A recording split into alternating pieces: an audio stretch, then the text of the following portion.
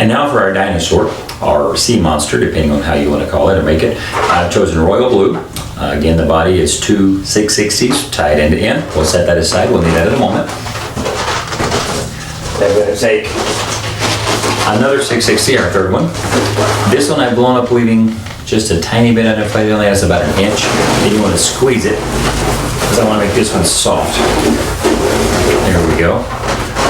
So it's almost to the end, just enough that I can tie this into a big loop. So tie that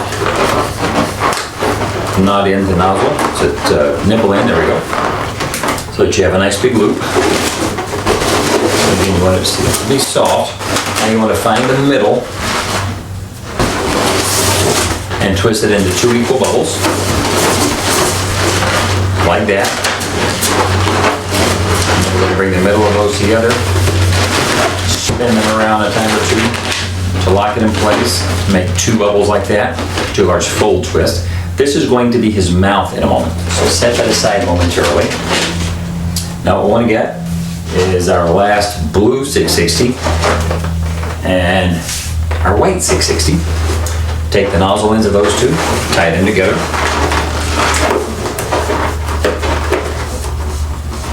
Just like that. As you can see, this blue one has about a little over hand width uninflated. The white, I've only blown up about 10 or 12 inches because we're not going to use all of that. Now where I've tied the two of these together, take our mouth that we just made and twist where these two are tied together into the middle where these are twisted together. So just bring that up around, one on either side. Spin them around a time or two on top to lock them together.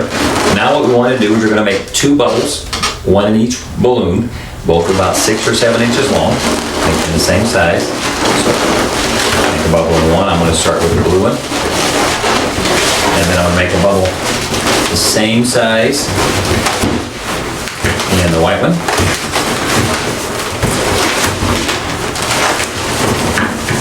Make sure you hold those together really good. Let me put my blue bubble back in there. There we go. Now once you've got each of those two bubbles, I'm going to bring those together and twist them together. Like that. This is going to be one of his eyes and the back of his head. Now what we're going to do is we're going to make two more bubbles the same size and go back down and twist into this bottom here. I'm going to start with the white one.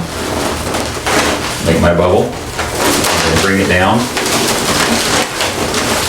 And twist it into the two large fold twists there. Twist it around the time or two to secure it in place. And then we don't need this excess, so I'm going to cut the end off, let the air out, and just twist it around, tuck it through here to secure it in place really good. Twist it around a time or two. So that you have that going there. Now we're going to take and make our other bubble in our blue one. Again, same size as those first three bubbles that we just made. And again, come back down. Twist it into the two large fold twists at the bottom.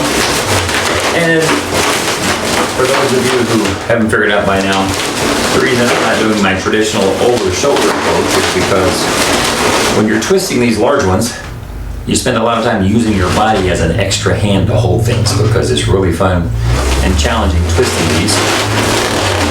And so over the shoulder wouldn't really work good.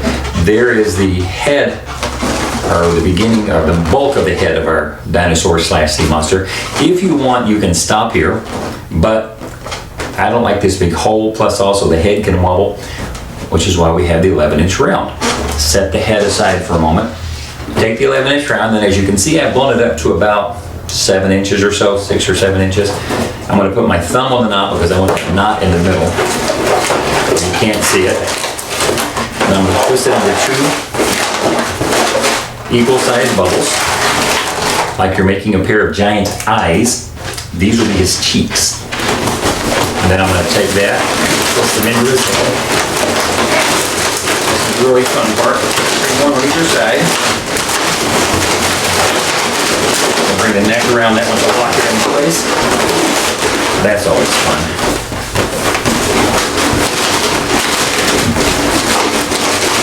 Get his head all back straightened up. There.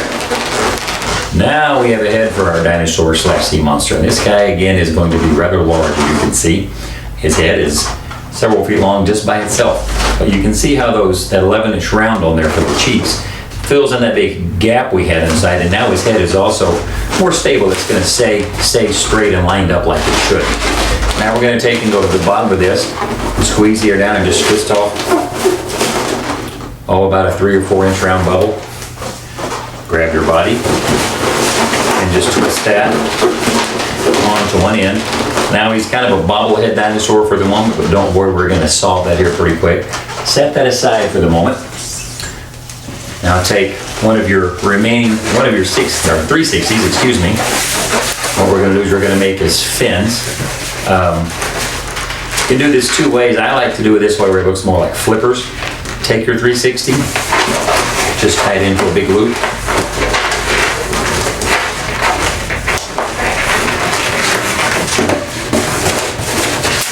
Divide it into 2 equal bubbles and then bring the middle like that.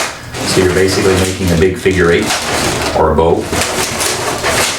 And then take that, and we're going to twist that in around that bubble on the front of his body. See that little bubble we put there kind of helps secure those fins so they'll stick out to the side like that. You can shape them however you like. And we're going to set that aside for the moment. Okay. Now we're going to take another one of our 360s. Do the same thing, tie it into a big loop. Divide that into 2 just like we did before. Bring the middle together. And we have our back flippers, same as the front. Obviously these will get twisted on the back end, that is the end that does not have the head. Spin them around a time or 2 to lock them in place. They're not going to stay lined up very well yet until we put the tail on. So take your final 360, turn that little piece of end off, and all you need to do for it is just make, you can see that, a little small bubble on the end, and then I'm going to twist that in to the middle here of his tail flipper, or excuse me, back flipper.